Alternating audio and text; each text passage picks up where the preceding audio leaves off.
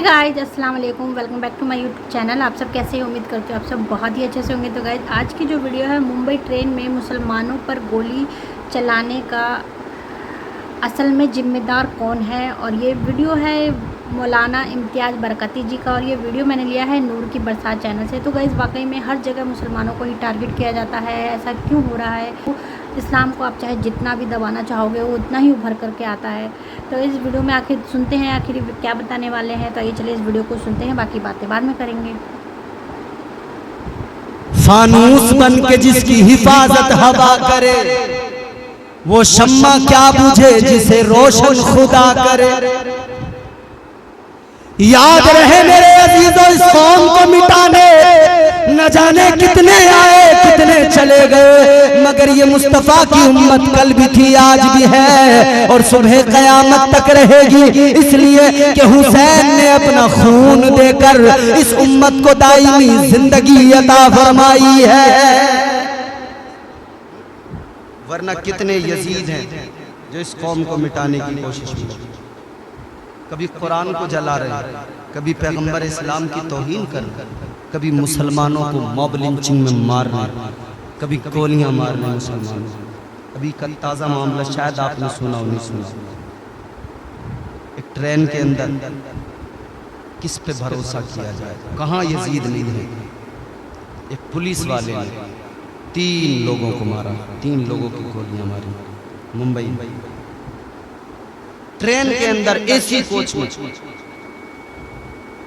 एक पुलिस वाला, जिस पुलिस पर लोगों को एतमाद होता है कि ये हमारे मुहाफिज हैं, आरपीएफ का जवान। किस लिए?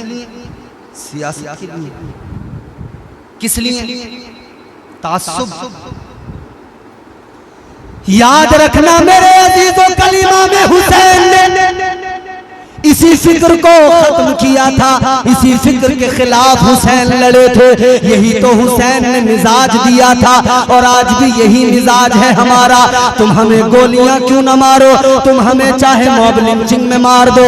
याद रखना, ये कौम मरने से कभी नहीं डरती है। हमारा ईमान है एक दिन मौत आएगी, एक दिन हमें कब्र में जाना है।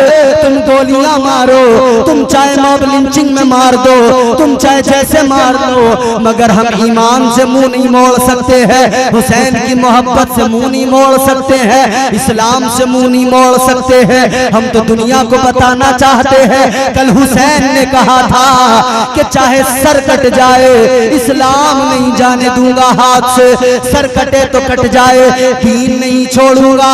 आज हुसैन के गुलाम कहते हैं सर कटे तो कट जाए, मगर मुस्तफा का दीन हाथों से जाने नहीं देंगे। अपनी जानों की हमें परवाह नहीं है, हमें परवाह है तो मुस्तफा जान रहमत के शरीयत और दीन की परवाह है। हमें परवाह और फिक्र है तो इस मजहब इस्लाम की फिक्र है। खुदा की कसम, हमारा नजरिया वो है जो 1400 साल पहले ताजदार मदीना ने हमें अता किया। हमारा नजरिया नफरत नहीं सिखाता, हमारा नजरिया मोहब्बत सिखाता है। आज दुनिया कहती है इस्लामिक आतंकवाद, इस्लामिक आतंकवाद, मगर मैं दुनिया को आईना दिखाना चाहता हूँ। कल जब बद्र के मैदान में 313 मुसलमान खड़े थे, तुमने देखा मुकाबला करने के लिए वो इस लायक नहीं थे, तैयार नहीं थे। उनके पास तलवारें नहीं थी, उनके पास हथियार नहीं थे, मगर क्यों आ गए थे? फकत इसलिए कि दुश्मन हमला करने वाला था। हिफाजत में अपनी निकल पड़े थे, सेल्फ डिफेंस में निकल पड़े थे। अल्लाह ने हुक्म दिया था अपनी हिफाजत करो। कल 313 खड़े हुए थे, लेकिन फिर करबला में एक पूरी हुकूमत सामने आ गई। एक पूरा ताजदार, एक पूरा शहंशाह अपनी पूरी फौज को लेकर सामने खड़ा हो गया। कहने लगा तुम्हें मिटा के रख दूंगा, कहने लगा अपना दीन छोड़ दो, नबी की शरीयत से बगावत कर दो। वो शहंशाह यजीद कहने लगा मेरी बैत कर लो। कौन था यजीद, क्यों यजीद की बैत न की हुसैन ने? हुसैन चाहते तो बैत कर लेते, क्यों नहीं की? यजीद वो था जो कुरान की आयतों को बदल रहा था, यजीद वो था जो अल्लाह के कलाम को बदल रहा था, यजीद वो था जो शरीयत के कानून को बदल रहा था, यजीद वो था जो हराम को हलाल कर रहा था, यजीद वो था जो हलाल को हराम कर रहा था, जिनाकारी खुलेआम करता था। तारीख तबरी पढ़ के देखो, पता लग जाएगा।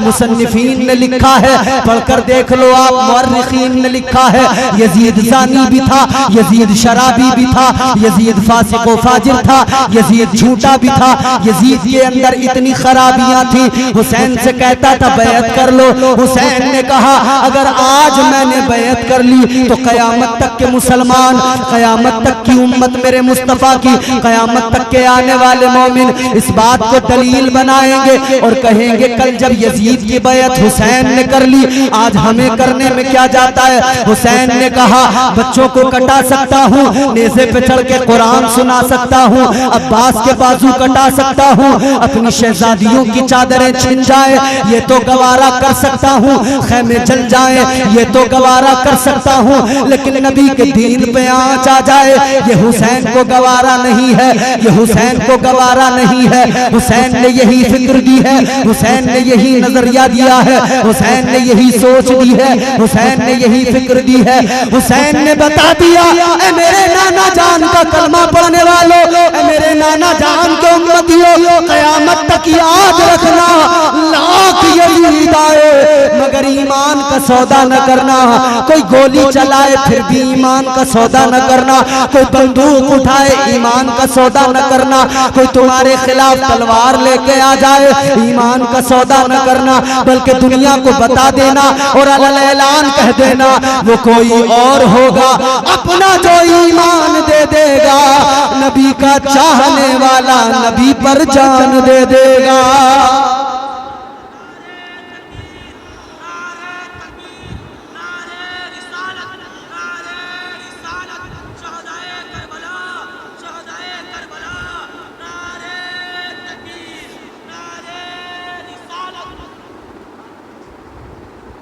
तो बात समझ में आ रही है आपको? बहुत ज़रूरी है इस दौर में हुसैन के किरदार को समझना, क्योंकि नए नए रूप में यजीद हमारे सामने आ रहे हैं, नए नए रूप में यजीदी हमारे सामने आ रहे हैं। जो यजीद की फिक्र थी वही फिक्र आज भी यजीदियों की है।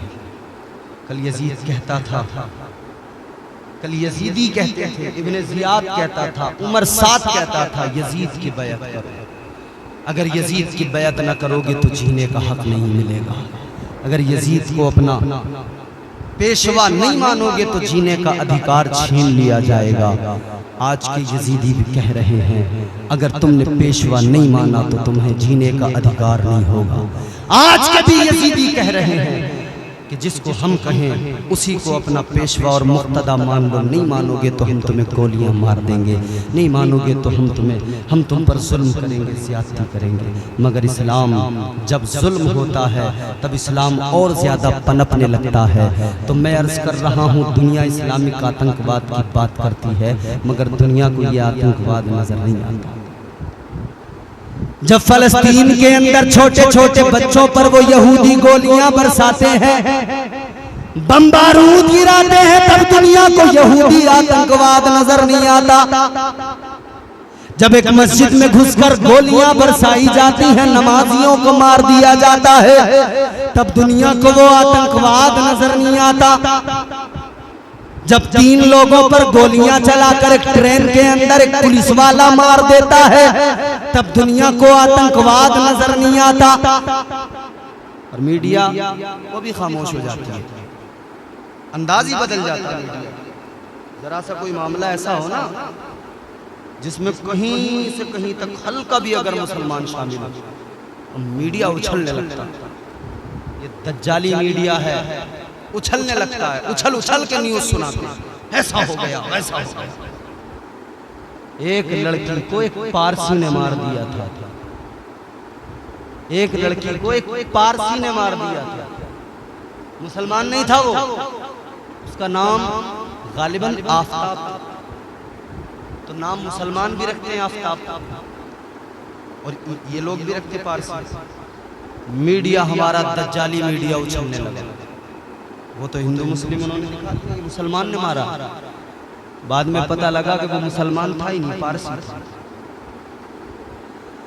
इस्लाम का नजरिया यह है, इस्लाम कहता है जुर्म करने वाला कोई भी हो, किसी भी मजहब का हो, किसी भी मसलक का हो, जुर्म करने वाला मुजरिम हुआ करता है, उसे मुजरिम की नजर से देखा जाएगा। लेकिन एक मुजरिम पूरी कौम को मुजरिम नहीं बना सकता है, एक मुजरिम की वजह से पूरी कौम को मुजरिम नहीं कहा जा सकता है। ऐ लोगों मुझे बताओ, जब इराक के अंदर छोटे छोटे बच्चों का खून बहाया गया तब किसी को आतंकवाद नजर नहीं आया।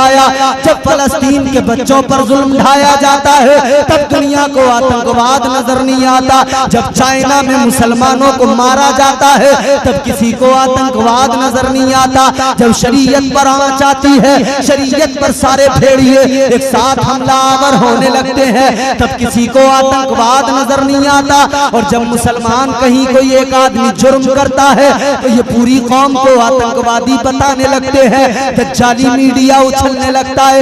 एक मुजरिम अगर कोई है, हम कहते हैं उठा पकड़ सजा दे, अगर सजा का मुस्तहिक है सजा दे, हमें कोई परवाह नहीं है। इस्लाम तो कहता है अगर चोरी करता है, कोई चोरी करने वाला इंसान है, किसी भी मजहब से हो, किसी भी मसलक से हो, इस्लाम ने सजा तय की है, हाथ काट दिए जाए। अगर इस्लाम सजा का हामी न होता, मुजरिमों को अगर पनाह देता, तो इस्लाम हरगिज न कहता कि जिना करने वाले को पत्थर मारे जाएं। इस्लाम हरगिज न कहता कि चोरी करने वाले के हाथ काटे जाएं। इस्लाम ने तो बता दिया जुर्म करने वाला कोई भी हो, सजा इस्लाम ने मुकर्रर की है। चोरी करेगा हाथ काटे जाएंगे, अगर जिना करेगा पत्थर मारे जाएंगे, जिना करेगा कोड़े बरसाए जाएंगे, अगर किसी का कत्ल करेगा तो खून के बदले खून, कत्ल के बदले कत्ल। इस्लाम ने तो कानून दे दिया, इतना सख्त कानून दिया, एक के साथ अगर ये मामला कर दिया जाए उसकी आगे की 4 नस्लें 7 नस्लें आगे की उसकी जुर्म नहीं करेंगी। अगर खून के बदले खून का किसास लिया जाए,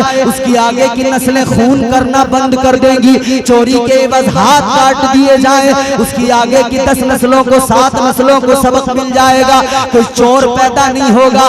खुदा की कसम, इस्लाम तो कहता है जुर्म का खात्मा करो, मुजरिम को सजा दो, लेकिन इस्लाम कभी मजलूम को सजा नहीं देता, इस्लाम कभी मजलूमों को जुल्म नहीं करने देता। इस्लाम तो कहता है अगर एक बेगुनाह का कत्ल कर दिया तो गोया तुमने सारी इंसानियत का कत्ल कर दिया, और अगर एक को बचा लिया तो तुमने सारी इंसानियत को बचा लिया। अब मैं उनसे कहना चाहता हूँ जो इंसानियत की बात करते हैं, उनसे कहना चाहता हूँ जो मोहब्बत खुफ़त और मुरब्बत की बात करते हैं, अब मैं उनको कहना चाहता हूँ कहाँ गए, निकल के आओ, कहाँ गए, दुनिया को बताओ कि ये आतंकवाद है। 3 लोगों को दाढ़ियां देखकर गोली से मार देना, ये आतंकवाद है। आज बोलो जरा, निकल के आओ, ताकि हमें भी पता लगे तुम असली हो या तुम्हारे चेहरे पे नकाब लगा हुआ है। अगर हिम्मत है, हौसला है तो निकल के आओ। और मीडिया में गैरत है तो मीडिया भी आकर कहे कि ये मजलूमों को मारा गया है,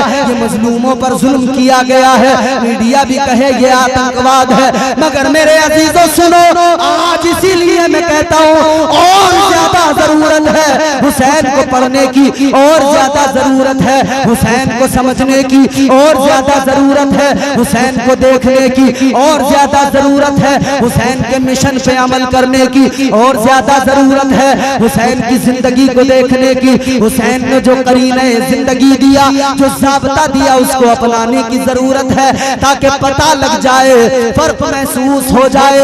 यजीद किसी भी दौर में आए, यजीदी कोई भी आ जाए, हुसैन के गुलाम उस यजीद और यजीदियत का डट के मुकाबला करते हैं। कत्ले हुसैन असल में मर्गे यजीद है, इस्लाम जिंदा होता है हर करबला के बाद। याद रखना मेरे अजीज, अल्लाह तबारक व तआला जब जलील करने पे आता है ना, तो बड़े बड़े बादशाहों को अल्लाह ने जलील कर दिया। नमरूद जैसा बादशाह जिल्लत की मौत मरा, कारून जैसा मालदार। आज लोगों के पास जरा सी दौलत आ गई ना, इंसान को इंसान नहीं समझ रहे। जानते हो कारून के पास कितनी दौलत थी? हजरत मूसा अलैहिस्सलाम ने कारून को नुस्खे कीमिया सिखा दिया, सोना बनाना सिखा दिया। इसने सोना बनाया, बहुत सारा माल कमाया, मालदार हो गया। कितना मालदार? फरमाया गया इसके पास इतने खजाने कि इसके खजाने नहीं, खजानों की चाबियां सवारियों पर लाद कर लोग ले जाते थे, इतना खजाना। लेकिन हजरत मूसा ने कहा ये जो माल तुझे अल्लाह ने दिया है, अल्लाह की राह में खर्च किया कर। इस माल पर कभी इतराना नहीं, अकड़ना नहीं, कभी गुरूर नहीं करना। तो ये कहने लगा क्यों खर्च करूं अपना माल, मैंने कमाया है। ये कहने लगा तुम तो हमारे माल पर नजर रखते हो, हमारा माल छीनना चाहते हो। फिर इसने क्या किया? एक औरत को थोड़े पैसे दिए, हजरत मूसा अलैहिस्सलाम पर इल्जाम लगवा दिया। मालदार लोग रिश्वत के दम पे ऐसे काम करते ना। गरीबों को फंसाना बड़ा आसान हो गया। मुकदमा चल रहा हो, दरोगा को पैसे दिए, इसने जुर्म ही नहीं किया, उसे जेल में पहुंचा। पुलिस वालों को पैसे दिए, रिश्वत दी, जेल में पहुंचा। मुजरिम बाहर टहल रहा है मजे से।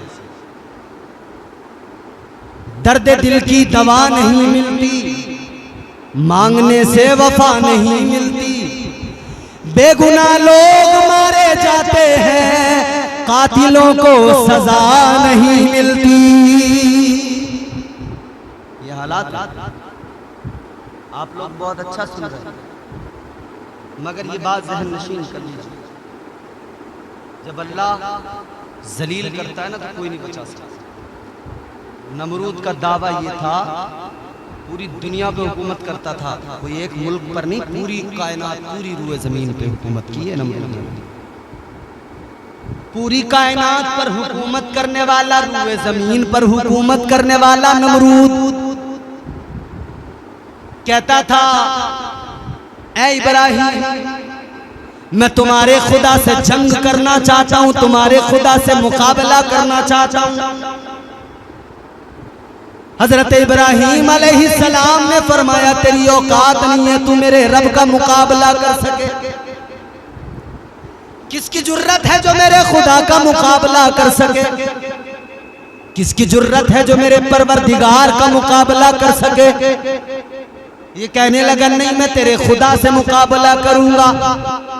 ये कहने लगा पूरी जमीन पर मेरी हुकूमत है, आसमान पर भी मैं ही हुकूमत करूंगा। अगर तेरा खुदा आसमान में है तो आसमान वाले खुदा को कत्ल कर दूंगा माअज़ल्लाह।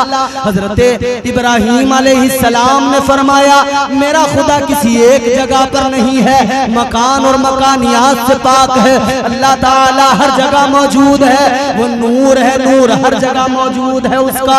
आपने फरमाया अल्लाह मकानों मकानियात से है, मगर ये कहने लगा नहीं मैं आसमान वाले खुदा को कत्ल करूंगा माअज़ल्लाह। इसने दो गिद्ध पाले बड़े बड़े, इसने कहा कैसे जाऊंगा मैं आसमानों तक। शैतान आ गया, शैतान ने आकर इसको मशवरा दिया दो गिद्ध पाल ले, जब वो गिद्ध बड़े हो जाए उनको खिला पिला खूब ताकतवर गिद्ध बना ले। जब वो खूब जवान हो जाए, जब वो तुझे उड़ा कर ले जाए, जब वो इतने ताकतवर हो जाए कि तुझे हवा में उड़ाने लगे, फिर तू एक काम करना उन दोनों गिद्धों के पैरों में एक सवारी बांधना, एक कोई ऐसी चीज बांध देना जिसमें तू खड़ा हो जाए, बैठ जाए, और उनके सरों के ऊपर गोश्त के टुकड़े बांध देना। 4-5 दिन 10 दिन भूखा रखना, भूख ज्यादा होगी गोश्त सरों के ऊपर होगा, गिद्ध गोश्त को देखेंगे उड़ने लगेंगे ऊपर को, उड़ते चले जाएंगे, उड़ते चले जाएंगे। कहने लगा तेरी बात तो ठीक है। इसने ऐसा ही किया, गिद्ध पाल लिए, खूब खिलाया पिलाया, ताकत ताकतवर बना दिया। फिर इसने उन गिद्धों के पैरों में अपनी सवारी बांधी जिस पर बैठना था। फिर उनके सरों के ऊपर गोश्त के टुकड़े बांध दिए। 10-10 दिन भूखा रखा था। कई दिन के उन्हें जो है फाके कराए थे। अब उन्हें बड़ी तेज भूख लगी थी। सर के ऊपर गोश्त के टुकड़े थे। उन गिद्धों ने गोश्त की ख्वाहिश में उड़ना शुरू किया। जोर लगाने लगे, उस गोश्त के टुकड़ों के लिए ऊपर जाने लगे। ये उड़ते चले गए, उड़ते चले गए। जब खूब बुलंदियों पर पहुंच गया, इसके साथ में इसका खादिम भी था। इसने तीर निकाला, कहने लगा अब मैं तीर चलाऊंगा, आसमान वाले खुदा को कत्ल कर दूंगा। इसके खादिम ने कहा बादशाह कैसी बेअक्ली की बातें कर रहा है, तेरा दिमाग खराब हो गया, बदअक्ली की बातें कर रहा है। तू क्या उस खुदा को मार सकता है जो खुदा नजर ही नहीं आता है। इसको गुस्सा आया, इसने उसी बुलंदी से इसको नीचे फेंक दिया। अब इसने तीर निकाला, तीर कमान में डाला, आसमान की तरफ उछाला और तीर को छोड़ने वाला था। परवरदिगारे आलम ने बुलबुले सिदरा को हुक्म दे दिया, ऐ जिब्राइल जाओ जन्नत से एक मछली लेकर आओ। अगर ये यही ख्वाहिश रखता है तो इसके दिल की तमन्ना इतनी बुलंदी पर आया है तो जरूर इसके दिल को जरा सा सुकून तो मिल जाए, इसे ये तो महसूस हो कि मैंने अपना काम कर लिया। जिब्राइल जाओ जन्नत से मछली लेकर आओ। ये तीर चलाएगा, तीर मछली के जिस्म में लगेगा, तीर वापस खून में मछली के सना हुआ जाएगा वापस नीचे। ये देखेगा, खुश हो जाएगा। अल्लाह अकबर, ऐसा ही हुआ। इसने तीर चलाया, बुलबुले सिदरा मछली लेकर आए। मछली में तीर लगा, खून में सनकर आलूदा होकर तीर वापस आया। जब इसने तीर को देखा खून लगा हुआ है, खुश हो गया, कहे लगाने लगा, कहने लगा मैंने खुदा को कत्ल कर दिया माअज़ल्लाह। कहने लगा अब आसमान पर भी मेरी हुकूमत है, अब जमीन पर भी मेरी हुकूमत है। अब इसने गोश्त के टुकड़े जो गिद्धों के सरों के ऊपर थे वो खोल कर नीचे पैरों की तरफ बांध दिए। अब जब नीचे गोश्त आया तो गिद्धों ने नीचे को देखकर नीचे उतरना शुरू कर दिया।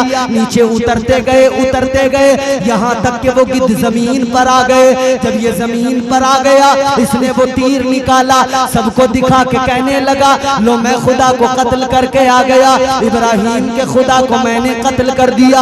हजरत इब्राहिम अलैहिस्सलाम ने फरमाया अरे ओ दीवाने, ओ पागल, तू नहीं जानता मेरा खुदा, मेरे खुदा की शान ये है वो किसी से पैदा नहीं हुआ, उसे मौत नहीं आ सकती है, वो हमेशा से है, हमेशा रहेगा। जिंदगी और मौत उसके इख्तियार में है। आपने फरमाया अल्लज़ी खलक़ल मौत वल हयाता लियब्लुवकुम अय्युकुम अहसनु अमला। आप फरमाते तू नहीं जानता जिंदगी और मौत तो मेरे रब के इख्तियार में है। कहने लगा इब्राहिम अगर नहीं मानते तो चलो अब तुम अपने खुदा से कहो कि कोई लश्कर भेज दे, कोई फौज भेज दे, मेरी भी फौज में इकट्ठा कर लेता हूँ, मेरी फौज से खुदा की फौज मुकाबला कर ले, मेरी फौज से खुदा की फौज जंग कर ले। अल्लाह अकबर। जब ये हद से आगे बढ़ गया, इसने अपनी सारी फौजों को जमा किया। आसपास की तमाम जो इलाकों में इसकी फौजें पड़ी थी सबको एक जगह जमा कर लिया। कहने लगा इब्राहिम अपने खुदा को कह दे कि वो अपनी फौजें भेज दे, वरना मान ले तेरा खुदा मर गया है। इतना सुना, अब तौहीद पर बात थी। हजरत इब्राहिम ने हाथों को उठा दिया, अल्लाह की बारगाह में दुआ करने लगे, ऐ परवरदिगार तेरी तौहीद पर आँच आ रही है, या अल्लाह मसला तेरी तौहीद का है, या अल्लाह ये दुनिया को कहता है कि ये कत्ल कर चुका है खुदा को, या अल्लाह इसे अपनी ताकत दिखा दे, इसे अपनी कुदरत का जलवा दिखा दे। खुदा की कसम पैगंबर खुदा ने दुआ मांगी, अल्लाह ने दुआ को कबूल कर लिया। फरिश्तों को हुक्म दे दिया कि मच्छरों की फौज को भेज दो। अल्लाह ने मच्छरों की फौज को भेज दिया। फरमाया गया वो मच्छर जैसे ही आए, इसकी कौम, इसकी सारी फौज सोई हुई थी। रात के वक्त में सारे मच्छर निकल के आए और मच्छरों ने उनको काटना डसना शुरू कर दिया। फरमाया गया वो मच्छर जहां पर अपना डंक मारते थे इंसान के जिस्म में सुराख हो जाता था, वहीं वहीं से उसका जिस्म गलने लगता था, सड़ने लगता था। अल्लाह ताला ने कोई बड़ी फौज नहीं भेजी, एक छोटी सी मखलूक मच्छर को भेज दिया। इसकी सारी फौज को एक रात के अंदर मच्छरों ने तबाह बर्बाद कर दिया। एक लंगड़ा मच्छर था, इसकी नाक के जरिए इसके दिमाग में पहुंच गया, इसके दिमाग को खाने लगा। ये परेशान हो गया। इसने बड़े बड़े हकीम बुलाए, बड़े बड़े तबीब बुलाए, कहने लगा मुझे बचाओ, मुझे मरना नहीं है। हकीमों ने कहा कोई दवाई नहीं तेरी बीमारी की, कोई इलाज नहीं है तेरे मर्ज का। एक हकीम बहुत बड़ा आया, उसने कहा एक इलाज है मगर तू करा नहीं सकता। इसने कहा कोई भी इलाज हो जल्दी बता दे, मेरी जान निकली जा रही है। हकीम ने कहा एक इलाज है, रोजाना सर पे अपने जूतियां मारा कर, जूतियां मरवाया कर। अगर सर पे जूतियां मरवाएगा ठीक रहेगा। ऐ लोगों को नमरूदे वक्त अपने आप को आना रब्बुकुमुल आला कहने वाला, खुदा से जंग का मुतालबा करने वाला अल्लाह ताला ने एक लंगड़ा मच्छर भेज दिया। अब उसके नौकर ही उसके सर पर रात दिन जूतियां मारने लगे। जब नमरूद जैसा बादशाह खुदा का मुकाबला न कर सका, ये आज के अरे गहरे एक एक टुकड़े पे हुकूमतें करने वाले ये उस खुदा का मुकाबला करेंगे।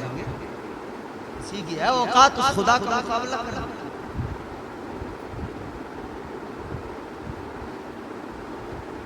है किसी की औकात उस खुदा का मुकाबला करना।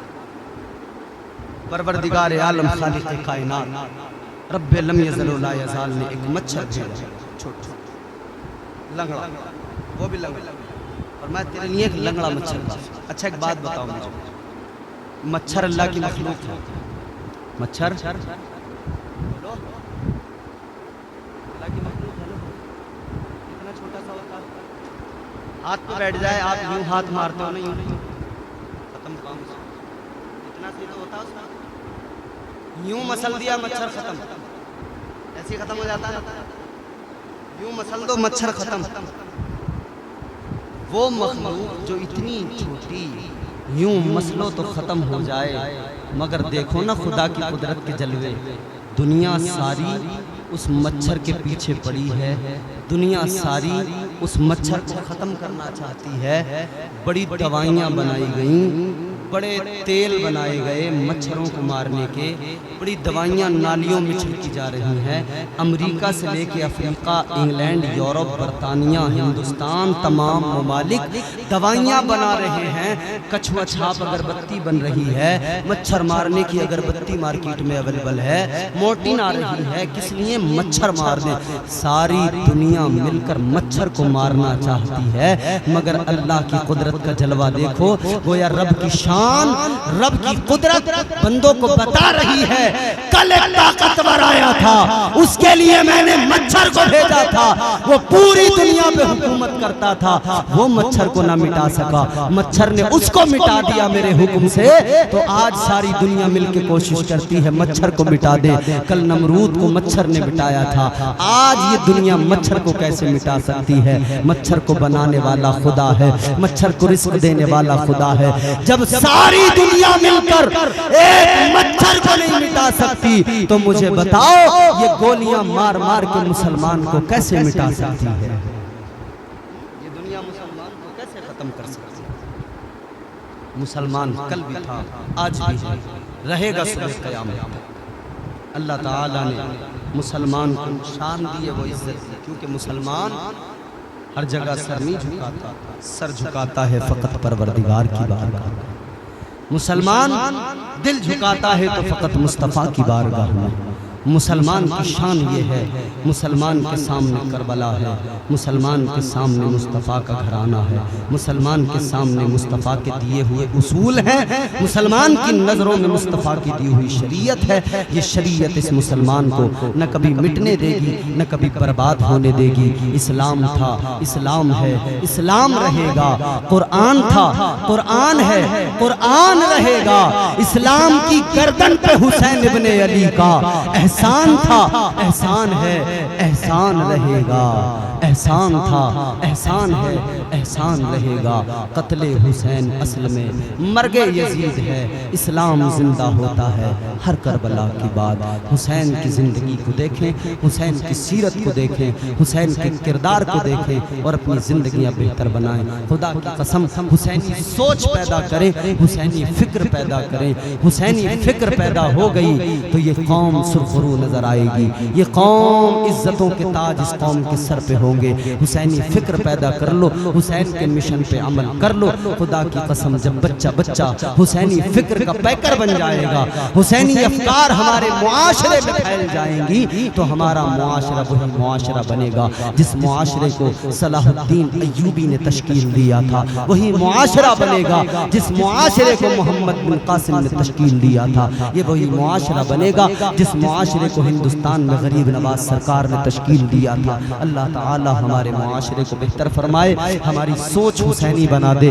परवरदिगार हम सब हुसैनियों को जिंदा आबाद रखे, शाद आबाद रहें। अल्लाह ताला हमारी मुश्किलों को आसान फरमाए। हुसैन के सदक़े हमें ज़मीनी आसमानी बलाओं वबाओं मुसीबतों से महफूज फरमाए। अस्तग़फिरुल्लाह रब्बी मिन कुल्लि ज़ंबि व अतूबु इलैह। मेरे साथ मिलकर कलमा शरीफ पढ़ें, ला इलाहा इल्लल्लाहु मुहम्मदुर रसूलुल्लाह व मा अलैना इल्लल बलाग।